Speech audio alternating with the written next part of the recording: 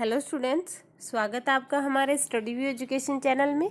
यदि आपने हमारे स्टडी व्यू एजुकेशन चैनल को अभी तक सब्सक्राइब नहीं किया है तो प्लीज़ सब्सक्राइब कर लीजिए, क्योंकि हम हमारे चैनल पर राजस्थान कर्मचारी चयन बोर्ड स्टेनोग्राफर की जो वैकेंसी आई हुई है उससे रिलेटेड पूरी प्रिपरेशन, पूरी तैयारी है जो हम हमारे चैनल पर करवा रहे हैं। जो डिक्टेशन अपलोड करते हैं वो एग्ज़ाम पैटर्न पर ही आधारित है। इसी तरह का ही नॉर्मल मैटर आएगा, उसके अंदर कोमा नहीं बोली जाएंगी, सिर्फ विराम और पैरे ही बोली जाएंगे।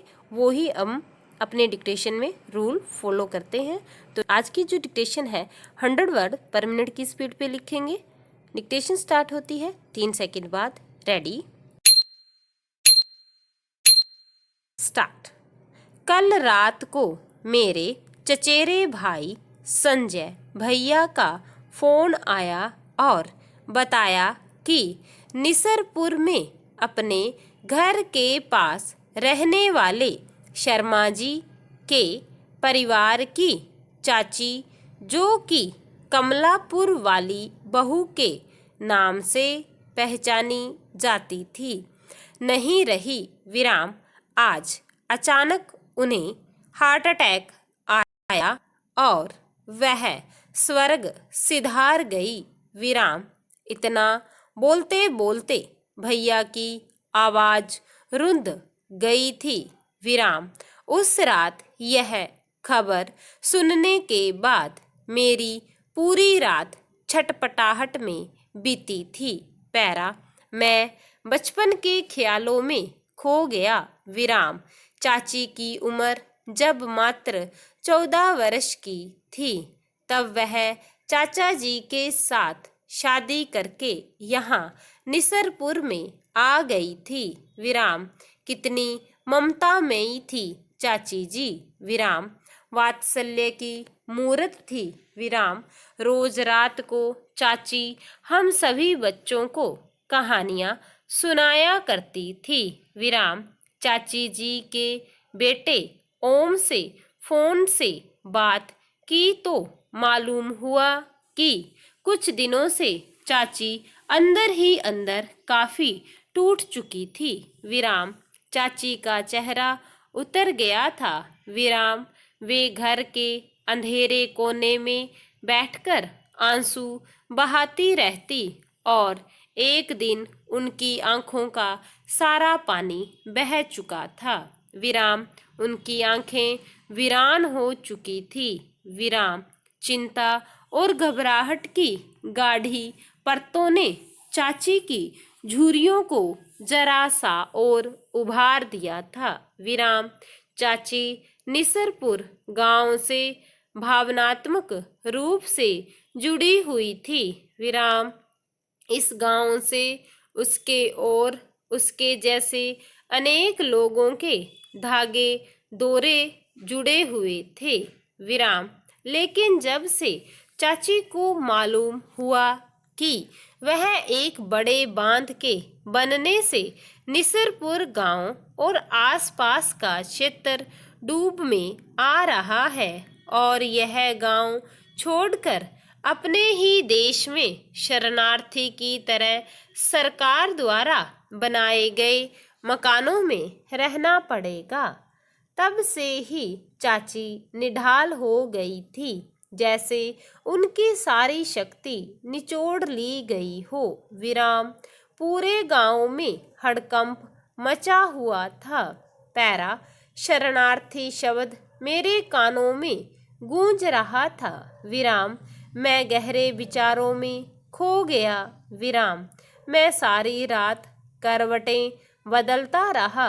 विराम, नींद मेरे से कोसों दूर थी। विराम, शरणार्थी शब्द मुझे झकझोर रहा था। विराम, कुछ वर्षों पहले मैंने भी तो मेरे माँ बाबूजी के साथ कुछ ऐसा ही किया था। विराम, गांव में हमारा पुश्तैनी मकान और कुछ जमीन थी।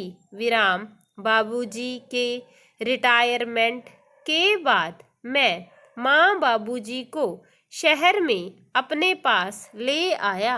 विराम, माँ बाबूजी को जब अपने गांव की याद आती तो वे साल में एक बार गांव भी हो आते।